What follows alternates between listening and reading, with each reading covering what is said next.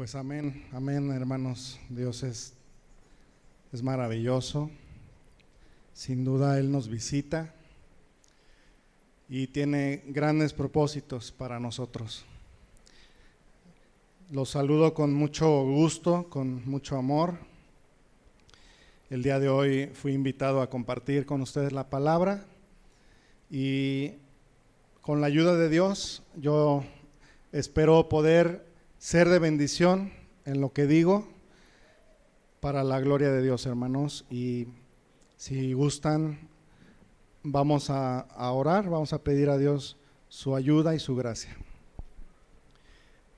Gracias te damos, Señor, en esta mañana, por cada una de las personas que estamos aquí. Padre, porque sin duda tú tienes ese corazón inclinado, Señor, a perdonar, Señor, a dar una nueva vida, Señor, a aquel que el Padre trae a tus pies, Señor. Te rogamos, Padre, para que tus palabras caigan en corazones fértiles, Señor, que quieran hacer tu voluntad, Señor. Te lo pedimos en el nombre de Cristo Jesús. Amén.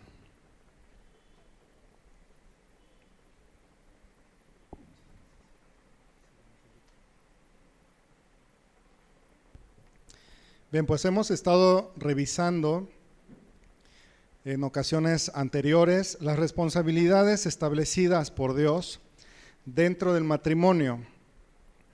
Y en general hemos estado revisando pues cómo Dios ordena la familia. Y el testimonio de mi hermano Marcos fue de gran bendición para todos nosotros, estoy seguro, en especial para mí. Dios fortaleció mi fe y sin duda también es parte de lo que Dios quiere hablarnos en estos días. Hoy quiero hablar sobre una responsabilidad más dentro de la familia, no solo dentro del matrimonio y no solo dentro de la familia también, sino es una responsabilidad que necesitamos convertir en un hábito, en una actitud constante para poder tener éxito en el matrimonio, en la familia, pero también en las relaciones interpersonales. Es una responsabilidad sin la cual vamos a fracasar en el intento por relacionarnos adecuadamente con los que nos rodean, empezando por la familia. Me refiero a la responsabilidad del perdón. Hoy, con la ayuda de Dios, quiero abordar este tema que pues es difícil para muchos de nosotros en muchas ocasiones. Es un tema que quizás lo hemos oído continuamente, pero que hoy pienso ahondar un poco más a través de la palabra de Dios. Vamos a ver el libro de Mateo en el capítulo 6 y versículo 12 hasta el 15.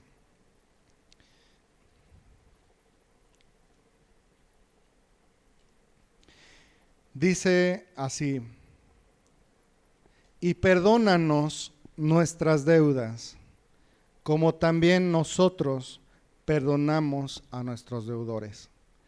Y no nos metas en tentación, mas líbranos del mal, porque tuyo es el reino y el poder y la gloria por todos los siglos. Amén. Verso 14.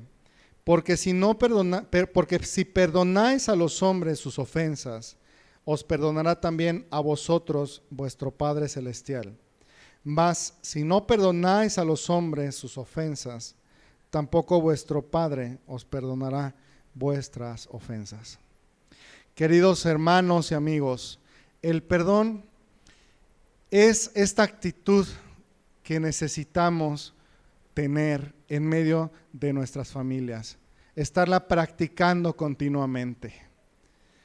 A lo mejor se oye un poco extraño decirles estar practicando el perdón continuamente, porque a veces tenemos la idea de que si Cristo ya nos redimió de los pecados, si Cristo ya nos perdonó, si Cristo ya regeneró nuestro corazón, no necesitaríamos quizás estar pidiendo perdón a cada rato.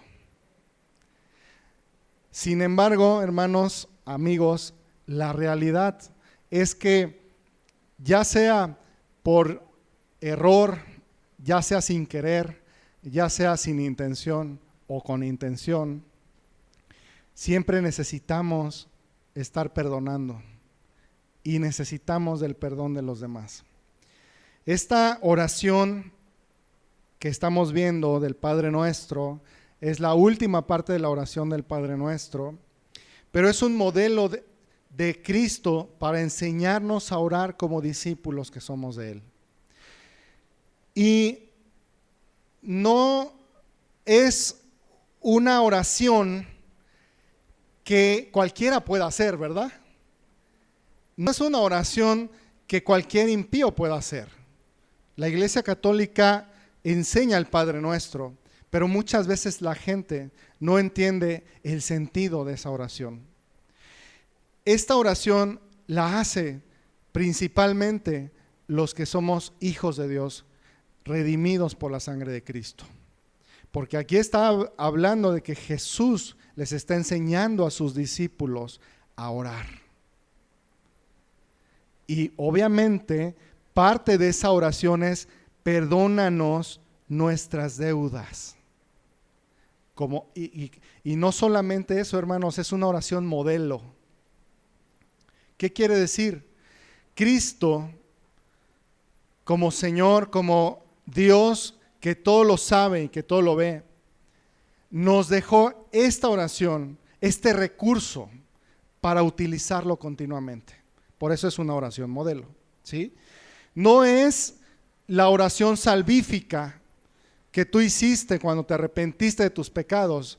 No te presentas a Dios como el criminal, pecador, impenitente que eras. No te acercas a Dios para que te perdone tus pecados y te salve de las garras del infierno. Esta oración se presenta como hijos de Dios. Cuando tenemos caídas, cuando tenemos debilidades, cuando tenemos errores, cuando pecamos hacia los demás en el sentido de ofenderles. A veces, lo vuelvo a repetir, sin intención, a veces con intención. Sin embargo, hermanos, una es la realidad, y es que esos pecados bloquean nuestra relación con Dios. Pregúntate si has tenido éxito cuando oras sin haber restaurado tu relación con Dios, sin haberte acercado a Dios, sin haberle confesado. No hay éxito en eso, porque Dios no puede pasar por alto el pecado, porque sería injusto. Dios no puede pasar por alto el pecado. Si leemos la Escritura en el Antiguo Testamento, ¿qué dice la Escritura del Dios Todopoderoso? Dice Jehová, clemente y misericordioso, ¿verdad?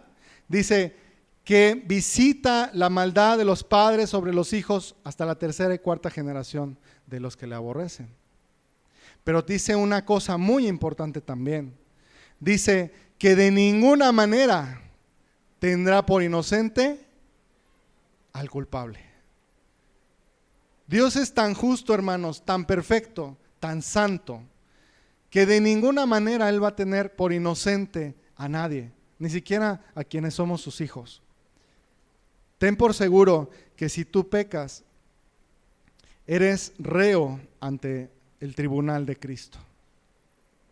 Pero también dice que perdona las iniquidades.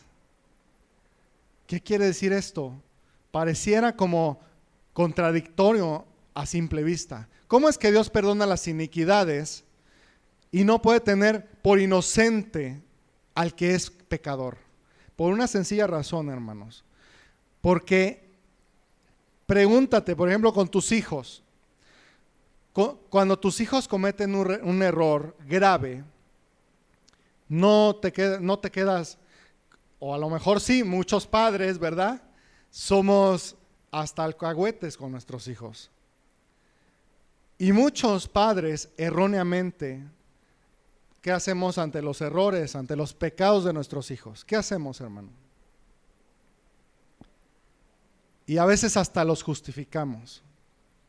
Quiero decirte que Dios no es así.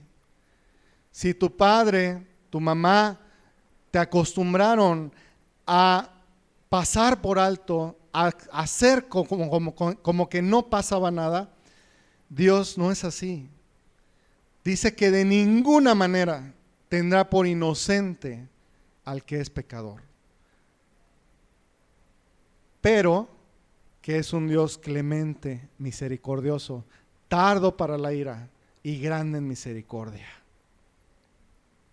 De manera que la clave para encontrar la paz con Dios está en la confesión.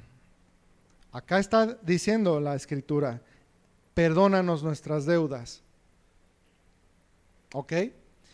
En esta primera frase quiero hacer algunas precisiones, pero antes quiero mostrar cómo Dios respaldar esta palabra de que los cristianos hacemos continuamente esta oración. La quiero respaldar en 1 de Juan 1, del 5 al 9. Acompáñenme, por favor. 1 de Juan 1, del 5 al 9. Este es el mensaje que hemos oído de Él y os anunciamos. Dios es luz y no hay ningunas tinieblas en Él. ¿Y qué quiere decir que Dios es luz? Que en Él no hay pecado, que en Él no hay ni siquiera una pizca de mancha, de maldad. Y no hay ningunas tinieblas en Él, es todo luz. Si decimos que tenemos comunión con Él y andamos en tinieblas, mentimos y no practicamos la verdad. ¿Qué es andar en tinieblas? Es tener un corazón no regenerado, es vivir en pecado continuamente, practicando ese pecado y lejos del arrepentimiento, lejos siquiera del remordimiento. Pero si andamos en luz, verso 7, como Él está en luz, tenemos comunión unos con otros. Y la sangre de Jesucristo, su Hijo, nos limpia de todo pecado. Este verbo limpia está en presente si nos fijamos. Nos limpia de todo pecado. Es decir, la sangre de Cristo, la luz de Cristo, la gracia de Cristo, continuamente nos está limpiando y santificando. La Escritura dice en el libro de Juan, no lo vamos a buscar, pero dice que todo aquel que lleva fruto, el Padre lo limpia para que siga llevando fruto. Es como cuando tú tienes una planta. Yo veo a mi esposa cómo cuida sus plantas, le encantan las plantas y a mí también me nació el gusto por ellas, aunque no las cuido como ella. Pero cada mañana sale y le quita las hojitas que se van marchitando, las riega, las cuida. Si le cae gusano a una hoja, quita toda el área que está gusanada y la vigila y continuamente está viendo sus plantas. Yo antes pensaba que las plantas ya se sembraban y se daban solitas. No, hermanos, y aquí las hermanas no me van a dejar mentir. Las plantas requieren un cuidado. Y si tú quieres que florezcan, pues tienes que cuidarlas, tienes que echarle abono, tienes que tener una actitud de cuidado hacia ellas. De la misma manera, Cristo nos va limpiando continuamente para que llevemos más fruto. ¿Ok? Así que este es un recurso, habla de un estilo de vida. Hay que andar en luz. Hermanos, pero andar en luz no elimina nuestra necesidad constante de seguirnos purificando y santificando.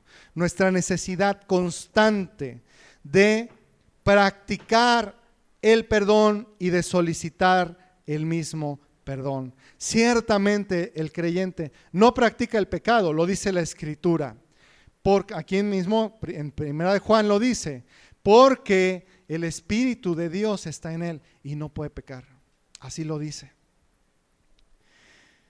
El creyente, hermanos, no practica el pecado, sin embargo necesitamos continuamente estar en la presencia de Dios purificándonos.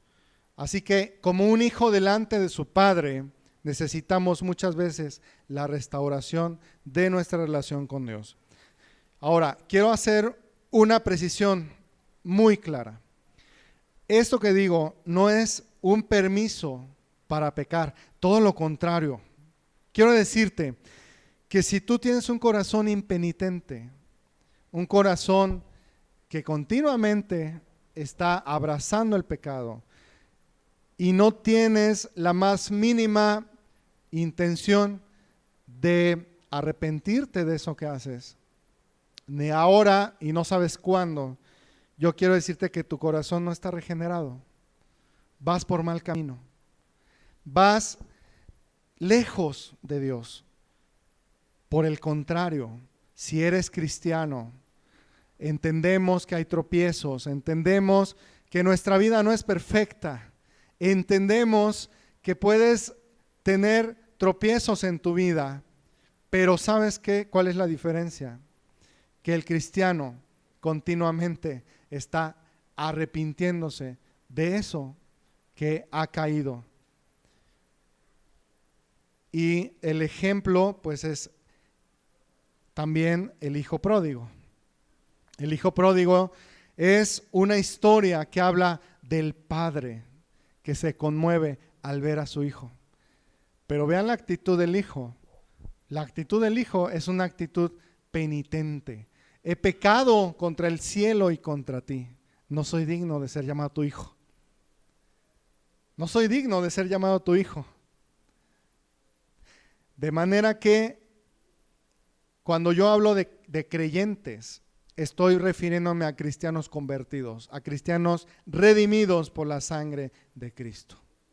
Ahora sí, vamos a esa primera parte. Perdónanos nuestras deudas.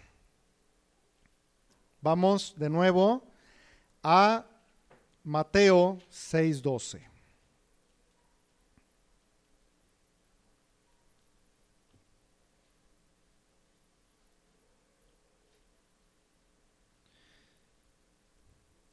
Y perdónanos nuestras deudas. Hay 5 lecciones prácticas en esta primera frase. Perdónanos nuestras deudas. En primer lugar, el pecado es una deuda que contraemos con Dios. Como hijos de Dios, estamos obligados a obedecer cada uno de los mandamientos de la ley moral de Dios, los 10 mandamientos. Cuando nosotros quedamos cortos en esa obediencia, quedamos como endeudados con Dios, de manera que ese pecado necesita ser redimido por la sangre de Cristo, ¿sí? Pero yo quiero decirte, no es que, Señor, perdóname mis pecados y ya. Yo quiero decirte algo. Cuando nosotros pecamos, hay un precio que se paga por ese pecado. Te voy a poner un ejemplo. Hace poco una persona, yo iba sobre la pista y trató de rebasar a un camión que iba en su carril. Esta persona iba en un carril, yo alcancé a rebasar primero, pero él no se dio cuenta que yo iba a rebasar, entonces él también quiso rebasar. ¿Qué pasó? Que me pegó con el costado de su coche. Después de arreglarnos con el seguro y tal, yo decidí, había dos cosas que podía yo hacer. Podía quedarme, porque yo tenía tiempo, así que yo podía quedarme tranquilamente sobre la autopista a esperar al seguro. Es lo legal. La ley dice que te tienes que esperar para que llegue la autoridad, para que llegue la aseguradora y entonces ellos se arreglen con la persona que tuvo la culpa. Yo estaba seguro que no la había tenido. Y esta persona me dice, mira, mi hijo viene con fiebre, venimos al doctor, por favor dame chance. Mi reacción natural fue, ¿y quién me va a pagar mi golpe? Porque sí fue un rayón. Pero hermanos, a pesar de eso, dije, bueno, por el niño, vámonos a una zona más sombreadita porque había mucho sol. Estando ahí, llega la aseguradora y me dice, no te hubieras movido, porque ahora la autoridad pues no va a querer respaldarte. Dije, bueno, pues ni modo, ¿qué puedo hacer? Pasó el tiempo, se comprometió a pagar, es la hora que no ha pagado, hermanos, y ese golpe, según la cotización que nos hicieron, no baja de 4,000 pesos. Hay un precio. Si la persona no asume el precio, ¿quién lo tiene que asumir? La persona que está decidiendo perdonarle la deuda. Así que cuando nosotros pecamos de la misma manera, se genera una deuda, hermanos. No es que no pasó nada, no es que si te perdona la otra persona, pues no pasó nada. No, sí pasa, hermanos. Solo que la deuda de ese pecado la está asumiendo la persona que perdona. De la misma manera, hermanos, cuando nosotros pecamos, contraemos una deuda con Cristo. La segunda lección que aprendemos es que es una deuda impagable. La Escritura dice que la paga del pecado es la muerte. Y se refiere precisamente a una muerte eterna en el infierno. Y tú no puedes pagar esa deuda. Yo no la puedo pagar. Así que cuando tú te acercas a Cristo, a Dios, a pedirle perdón por tus pecados, hermano, esa deuda estás asumiendo que es una deuda impagable. Si tú, digamos, adquieres una deuda de unos 1,000 pesos, supongamos, a pagar en 2 semanas, y entonces llega el momento y la pagas, la persona que está, a la que le debías esos 1,000 pesos, no te está perdonando la deuda, la está eliminando, la está bloqueando, por decirlo así. Pero tú pagaste la deuda. Tú le puedes decir, yo ya no te debo nada porque yo te pude pagar la deuda. Con Cristo no es así. Aun cuando pecas contra alguien, no es así. Si tú lastimas a alguien emocionalmente, le dices palabras severas o lo dañas, esa deuda se vuelve impagable. ¿Por qué? Porque estás lastimando el corazón de alguien. ¿Y quién puede pagar eso? Nadie. ¿Qué nos queda? Pedir perdón. Cuando tú pides perdón, estás admitiendo que no puedes pagar esa deuda. De la misma manera, Cristo nos perdona nuestras deudas a través y solo a través de su sangre. De hecho, yo quiero decirte algo. No importa cuánto llores, no importa cuánto sufras por tu pecado, no importa si al adulterar perdiste tu familia, tu casa, tus amigos, tus amistades. Nunca vas a poder pagar esa deuda que tú generaste. Por mucho que llores, por mucho que te lamentes, por eso la doctrina católica de la penitencia, rézate 10 Padres Nuestros, 10 Aves Marías y listo, es falsa. Es un engaño.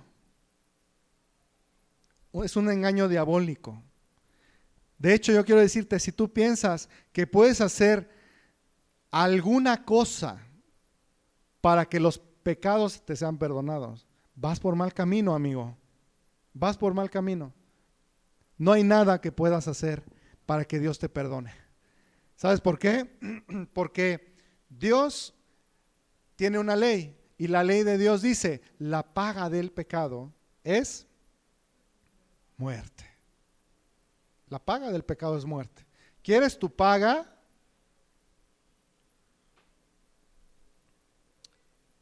Sería la muerte.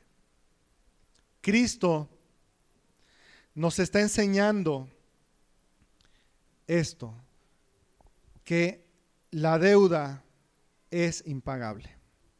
Otra lección importante que debemos aprender de y perdónanos nuestras deudas es que Dios está inclinado y dispuesto a perdonarnos la deuda. Esa es la buena noticia. Hermano, si Cristo no estuviera dispuesto a perdonarte tus pecados, no tendrías ninguna esperanza, ninguna. No tendríamos, seríamos, dice Pablo, los más dignos de conmiseración de todos los hombres. Cristo no nos enseñaría algo que el Padre no está dispuesto a dar.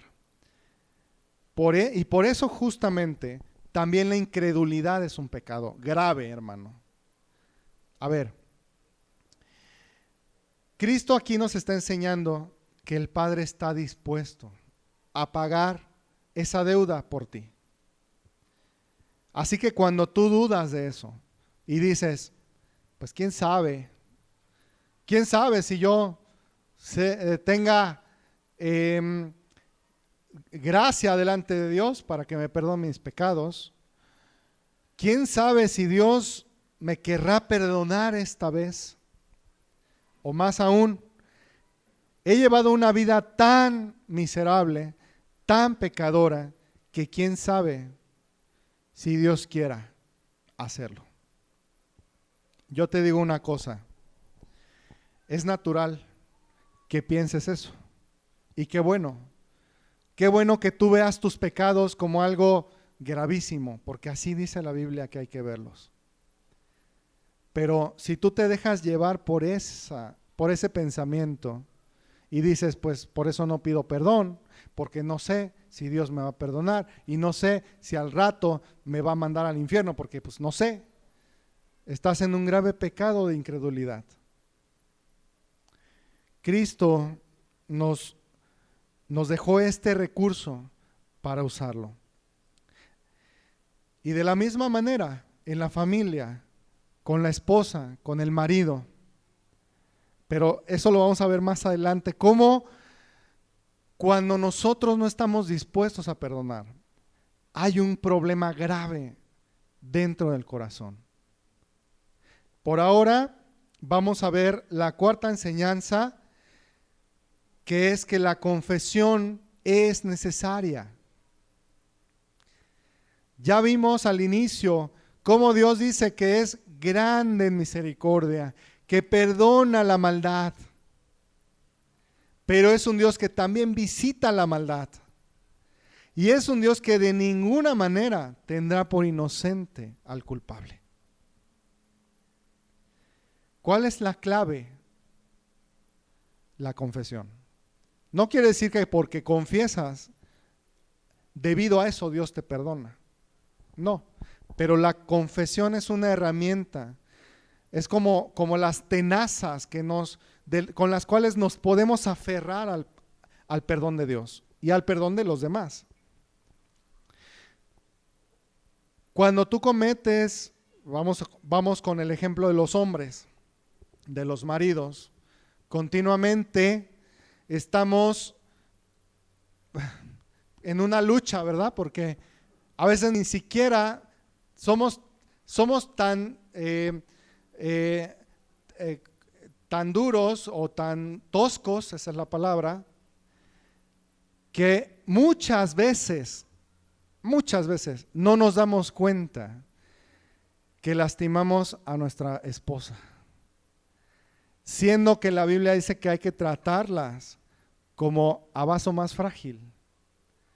Y a veces, hermanos, somos tan toscos que ni siquiera nos damos cuenta que ya las lastimamos. Y es una realidad. Y a veces hasta nos decimos, ¿y ahora qué hice? ¿Ahora qué? ¿Mosco le picó? No, pues, quién sabe, ¿no? Pero no es que ellas se enojen porque quieran, ¿o sí? No es porque, ay, ahora se me ocurre a ver qué maldad le voy a hacer. No. Hermanos, las esposas son tan sensibles, tan y tan sensibles, que sin darnos cuenta las lastimamos muchas veces. Pero ¿qué pasa cuando tú dices, pues quién sabe qué le pasó? La voy a dejar así, porque no me importa, porque no sé, porque yo sé que no tengo la culpa. Vean la actitud. Porque yo sé que no tengo la culpa y ni siquiera me ha dicho qué. En cambio, si tú tienes la actitud de, voy a averiguar tantito, voy a repasar lo que dije, me voy a regresar un poquito a mi cassette y voy a repasar lo que dije, qué palabras le dije. Probablemente te des cuenta y entonces te acercas y dices, perdóname, sé que hice esto. A mí, quiero decirles, y es un tip que les doy, me ha funcionado. Confesar. No necesitas hacer grandes cosas. Con que lo digas, muchas veces ya. Pero la clave, hermanos, es la confesión. La confesión es necesaria para poder alcanzar el perdón. Quinta lección que aprendemos, pues que solo Dios tiene poder para perdonar nuestros pecados. ¿Contra quién pecamos? Principalmente contra Dios. Veamos el Salmo, no lo vamos a revisar, pero en el Salmo 51, David dice una cosa, contra ti solo he pecado. Porque él sabía muy bien que en el adulterio que cometió, principalmente ofendió a Dios. Claro, también a su mujer. Y bueno, se vino una serie de consecuencias a raíz de eso. Sin embargo, hermanos, Dios tiene poder para perdonar los pecados. Cuando tú ofendes a una persona, no vas con la otra persona, con la vecina, con el amigo, ¿verdad? A pedir perdón por lo que le hiciste a tu hijo o a tu mujer. Tienes que ir con la persona indicada si es que vas a confesar algo. Bien. Ahora, vamos a volver a leer Mateo 6, del 12 al 15. Vamos a saltarnos el 13. Y perdónanos nuestras deudas, como también nosotros perdonamos a nuestros deudores. Esa es la segunda cláusula de esta petición. Como también nosotros perdonamos a nuestros deudores. 14. Porque si perdonáis a los hombres sus ofensas, os perdonará también a vosotros vuestro Padre celestial. Mas si no perdonáis a los hombres sus ofensas, tampoco vuestro Padre os perdonará vuestras ofensas. Así que la segunda cláusula, ¿verdad? Es como también nosotros perdonamos a nuestros deudores. Esto es tan elemental y tan importante que Jesús en el verso 14 tuvo la necesidad de ampliar esta cláusula del perdón y dijo, porque si perdonáis a los hombres sus ofensas, etcétera, etcétera. Vemos cómo es la única petición en la cual Jesús amplía la cláusula. Por ejemplo, si vamos a los versículos 10 y 11 de Mateo 6, vemos la petición, ¿verdad? ¿Qué peticiones hace Jesús en esa oración modelo? Oraréis así: Padre nuestro que estás en los cielos, santificado sea tu nombre. Esa es una petición, es la primera. Venga tu reino, es la segunda. Hágase tu voluntad, como en el cielo, así también en la tierra, es la tercera.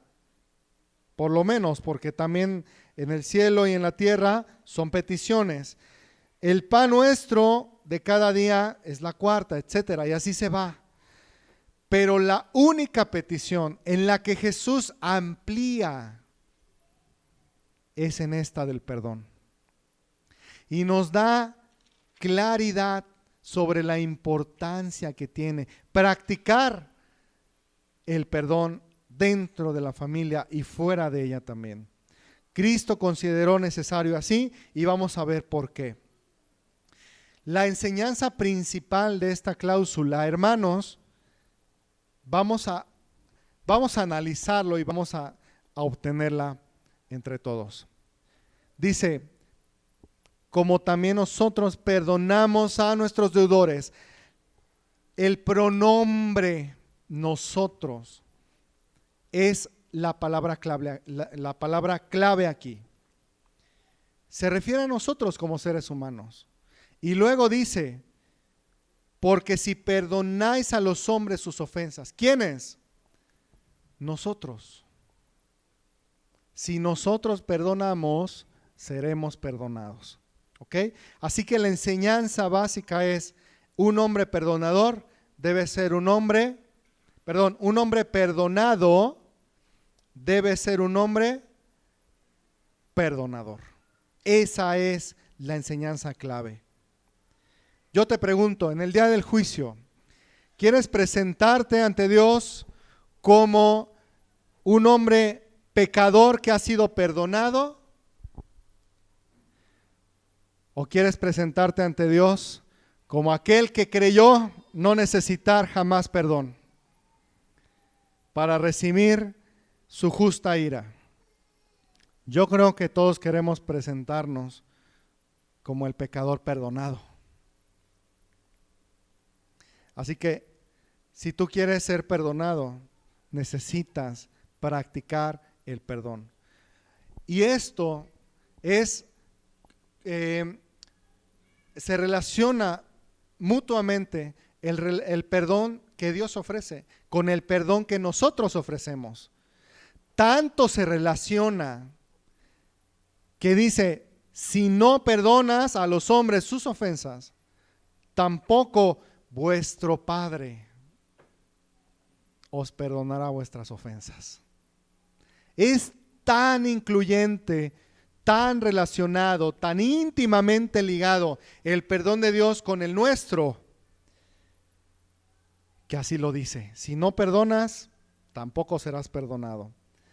Ahora, ¿cuál es la relación exactamente entre el perdón que nosotros podemos dar como seres humanos y el perdón que nosotros podemos recibir de parte de Dios?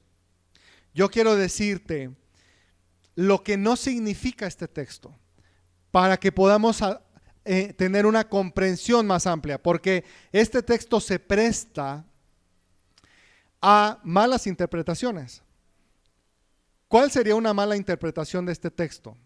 Bueno, decir, ya Señor, ya perdoné, ahora tú perdóname, porque lo merezco. Porque ya perdoné, porque gracias a mi perdón, tú ya me tienes que perdonar.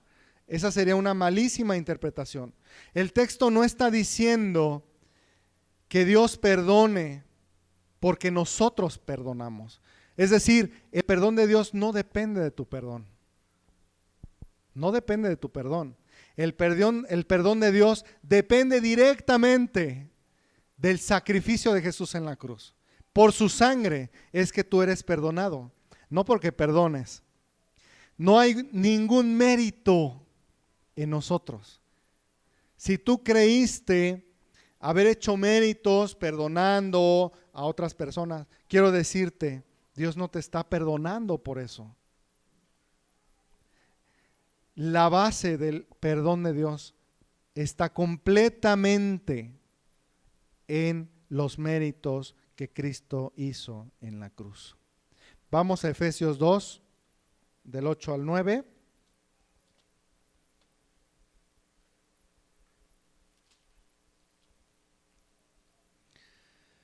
Libro de Efesios, capítulo 2, 8 y 9.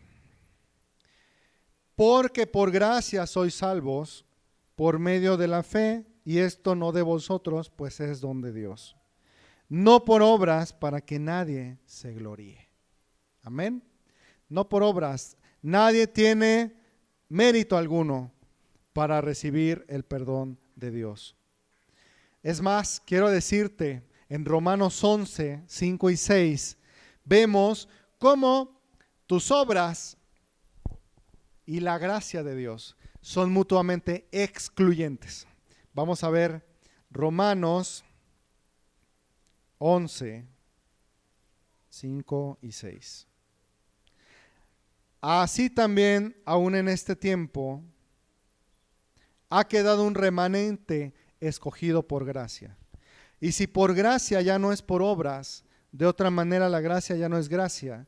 Y si por obras ya no es gracia, de otra manera la obra ya no es obra. Esto parece un trabalenguas, pero lo que básicamente quiere decir es que nadie puede hacer absolutamente nada para recibir la gracia de Dios. Dios, la palabra gracia en sí misma significa un regalo inmerecido.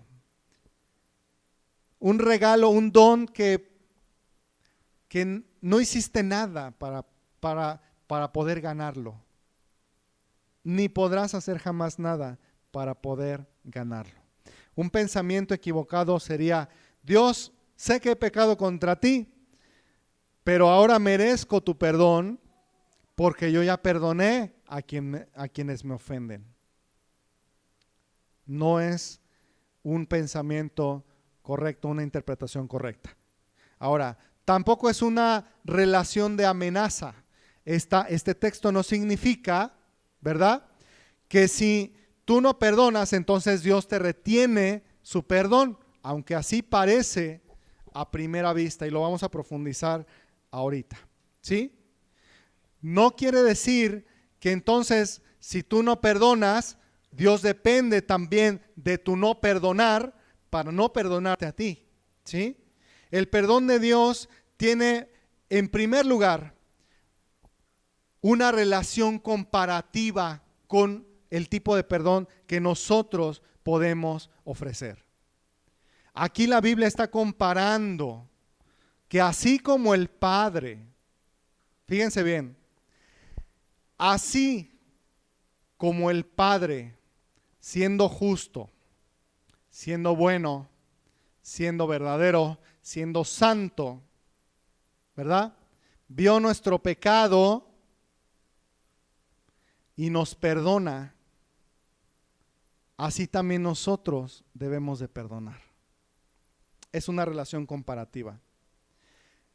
O de otra manera, si nosotros que por naturaleza tendemos a la amargura, al resentimiento, a la venganza, si nosotros, Señor, con todas esas características como seres humanos, somos renuentes a perdonar, pero ahora, por la obra de tu Espíritu Santo, perdonamos a los que nos ofenden, ¿cuánto más tú, Señor, que nos das este corazón regenerado y este deseo de perdonar? ¿Cuánto más tú no nos perdonarás, Señor? Es una relación comparativa. Tito 3:3, vamos a ver cómo éramos antes. Es una descripción de cómo éramos antes.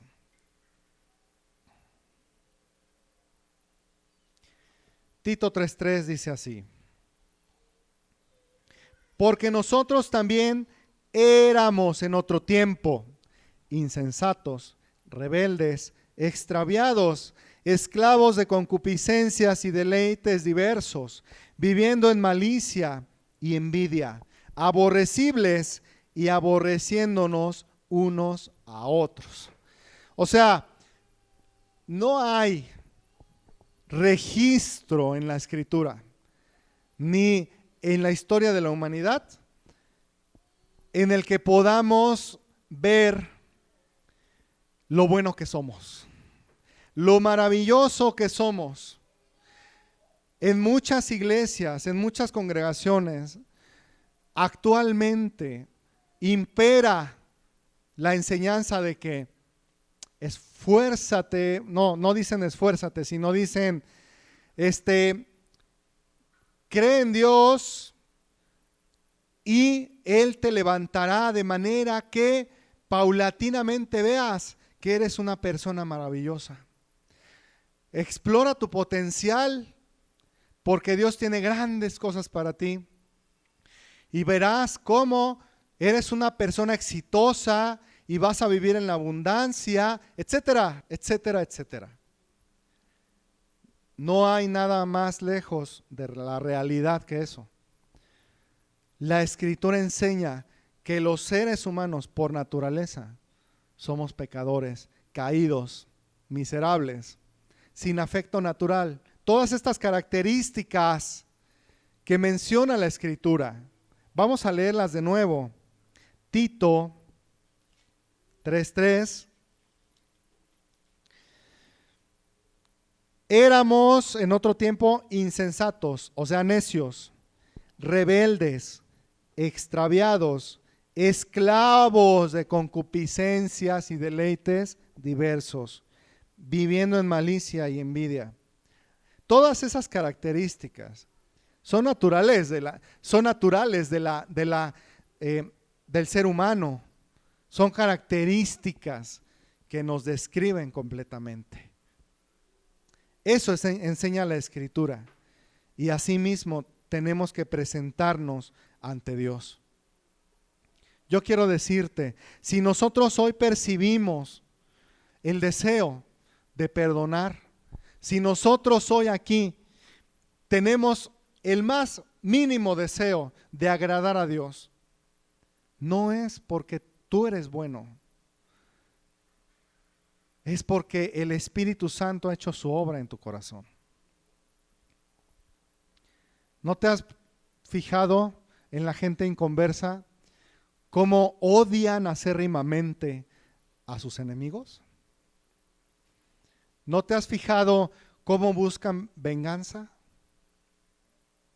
Eso éramos, si no fueran por la obra del Espíritu Santo en ti, en mí, hermano.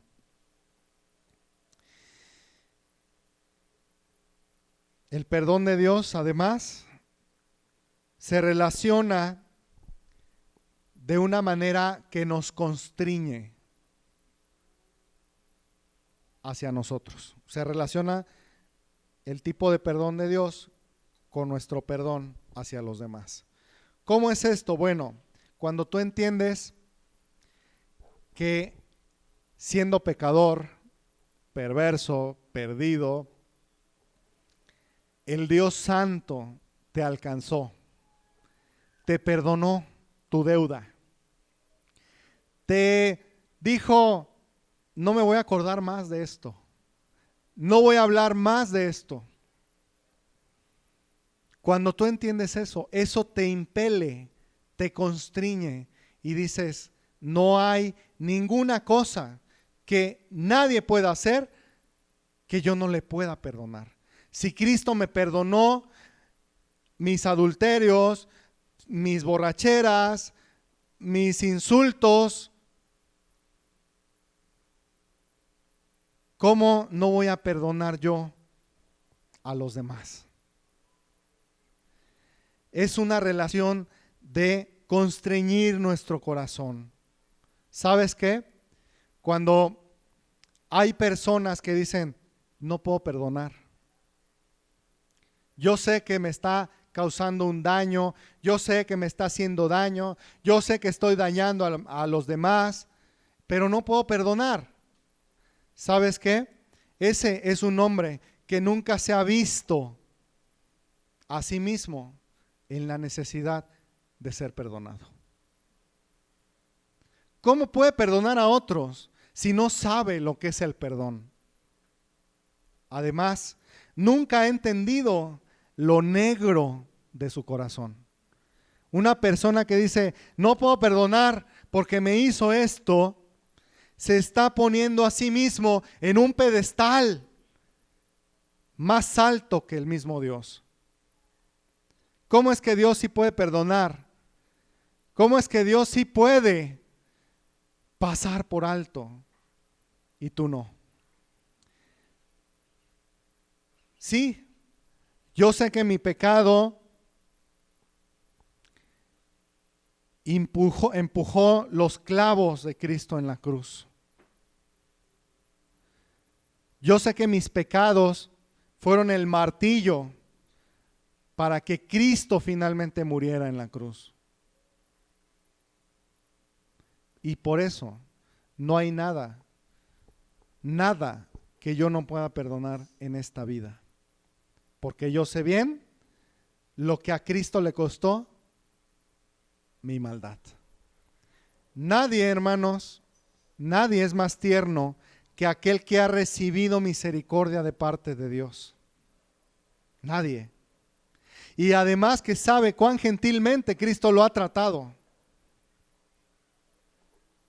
La prueba de que tú y yo hemos sido perdonados es que podemos perdonar a otros. Esa es la prueba. Si pensamos que hemos sido perdonados y nos negamos a perdonar, estamos en un grave engaño. No pienses que has sido perdonado. Es más, si tú tienes un rencor añejo en el corazón, que hasta ahora no has podido saldar esa cuenta, quiero decirte que estás en un grave engaño. No has sido perdonado por Cristo. El cristiano lucha, sí, es diferente. El cristiano lucha. A ver, ¿cuál es el primer impulso cuando te ofenden? Vengarte, devolverlo, hacer daño igual como te hicieron a ti. Es el primer impulso. Es nuestra naturaleza, sí. Pero el cristiano no obedece esa naturaleza. Es más, yo quiero decirte, el cristiano lucha. Puede tener una lucha continua con la amargura, con el resentimiento, pero al fin de cuentas, el verdadero cristiano, creyente, convertido, va a hacer lo que tiene que hacer y va a perdonar delante de Dios al que lo ofendió. De otra manera, la persona lo único que prueba y se prueba a sí mismo es que jamás ha sido redimida por el amor de Cristo.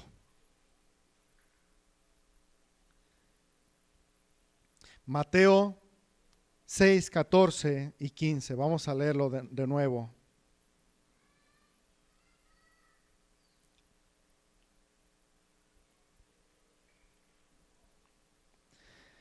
Porque si perdonáis a los hombres sus ofensas, os perdonará también a vosotros vuestro Padre Celestial. Mas si no perdonáis a los hombres sus ofensas, tampoco vuestro Padre os perdonará vuestras ofensas. Suena como advertencia, y lo es, pero no es una amenaza. ¿Sabes qué es? Más bien que si tú no perdonas a los hombres sus ofensas, no estás en condiciones de recibir el perdón que Dios te ofrece a ti. No está tu corazón a tono para recibir de Dios ese perdón que a ti te ofrece. Es más, el espíritu perdonador que hay en cada cristiano es una prueba de que Dios le ha perdonado. La indisposición a perdonar es el fruto de un corazón no convertido. La disposición a perdonar, por el contrario, es el fruto de un corazón regenerado. Aquel que no puede perdonar es como el fariseo que juzgaba al publicano. Vamos a ver ese pasaje en Lucas 8,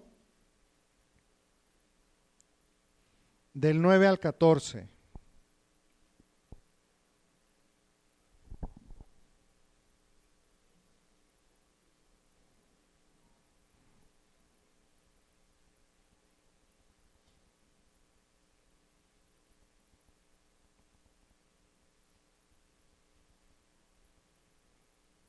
No, creo que no es el pasaje correcto.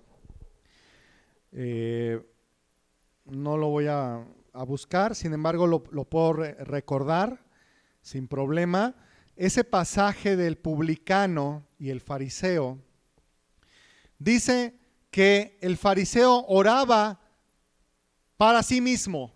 Es más, no dice que le oraba a Dios, dice oraba para sí mismo. Es decir, su oración no pasaba de aquí. Oraba para sí mismo, de aquí a acá. Señor, te doy gracias porque doy diezmo de todo lo que gano, porque no soy pecador y ni siquiera como este publicano, ¿verdad? Doy diezmo de todo lo que gano, ayuno tantas veces, oro tantas veces, ¿verdad? Y el publicano, ¿qué dice? Que de lejos decía, Señor, sé propicio a mí, pecador. Eran sus únicas palabras. Así que, de verdad, Dios no puede pasar por alto la falta de perdón en nadie. ¿Por qué? Por el simple hecho de que el que no perdona se cree ser algo un poco más que Dios. ¿Perdonas tú a quienes te hacen daño? En el libro de Mateo 18, 21 dice cómo uno de los discípulos de Jesús quería mostrar su magnanimidad, ¿verdad? Ante el Señor. Mateo 18, en el 21, dice, entonces se acercó Pedro y le dijo, Señor, ¿cuántas veces perdonaré a mi hermano que peque contra mí? En los tiempos de Jesús se dice que se manejaba la idea de que hasta 3 veces se podía perdonar una ofensa. Pero Pedro fue mucho más allá, ¿verdad?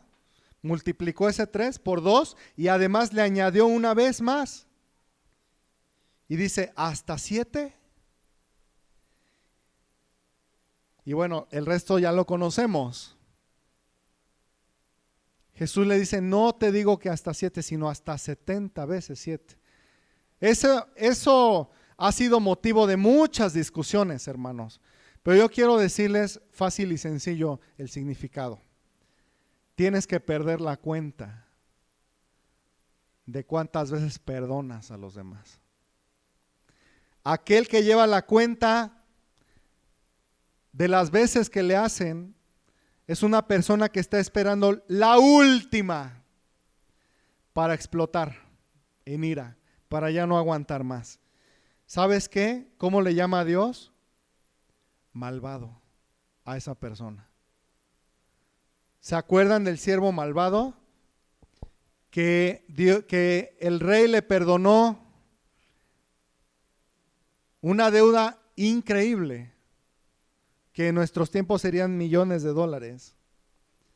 Y después él, saliendo, fue y ahogaba a su semejante, pidiéndole que le pagara pues como 100 pesos. Así también, ¿qué dice ese pasaje?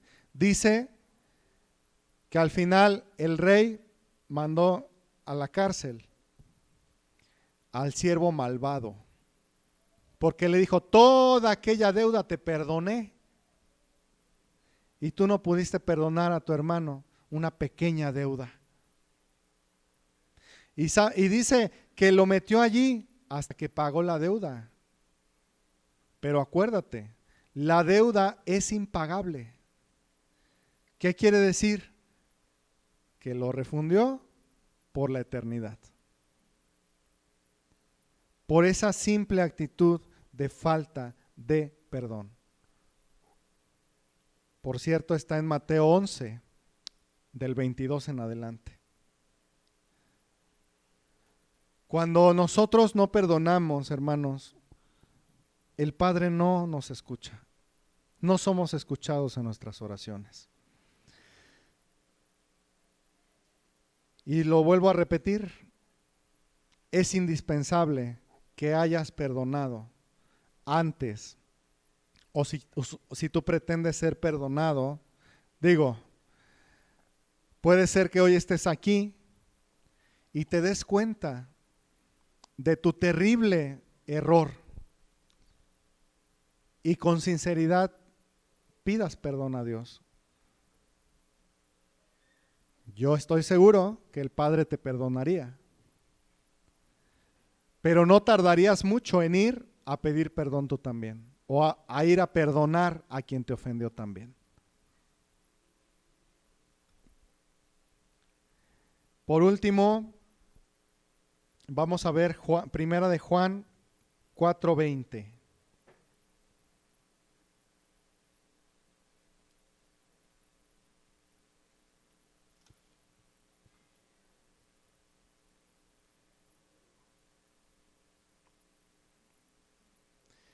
Si alguno dice, yo amo a Dios y aborrece a su hermano, es mentiroso.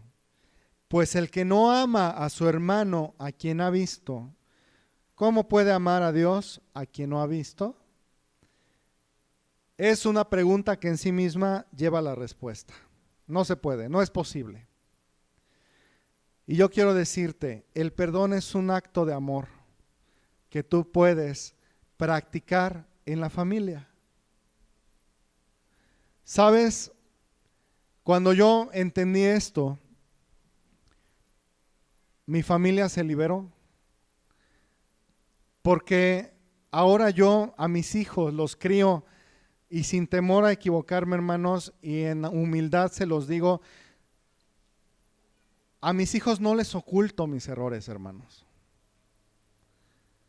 Si yo ofendo a mi mujer enfrente de ellos, con humildad, enfrente de quien sea, le digo, amor, perdóname. Hice esto, no fue intencional. Si mis hijos dicen, pa, se te olvidó esto, perdóname. Papi, me hiciste sentir mal, perdóname. Hermanos, nuestros hijos necesitan ver que somos perdonados y que somos perdonadores. ¿Cómo tu hijo va a crecer en el temor de Dios? ¿Cómo va a ser criado en el temor del Señor si no le enseñas a perdonar con tu ejemplo? Quiero decirte que el ejemplo habla más que 1000 palabras y yo sé que ya lo sabemos, pero lo reitero porque es verdad. El ejemplo habla más que 1000 palabras. No pasa nada, créeme, no pasa nada si tú dices, perdónenme, cometí este error. Tu familia se va a sentir en el cielo. Van a descansar, vas a descansar tú. No trates de mostrarte como la persona perfecta. Ni en la familia, ni en la iglesia, ni ante los hermanos. Muéstrate tal cual eres, hermano. Si tienes luchas, háblalas. Si tienes errores, hermano, admítelos. No pasa nada. Somos personas susceptibles de errar. Así que bueno, esta es la enseñanza, hermanos, y vamos a hacer una oración para terminar. Padre, te damos gracias por esta preciosa oración modelo que tú nos dejaste, Señor. Por este recurso, Señor.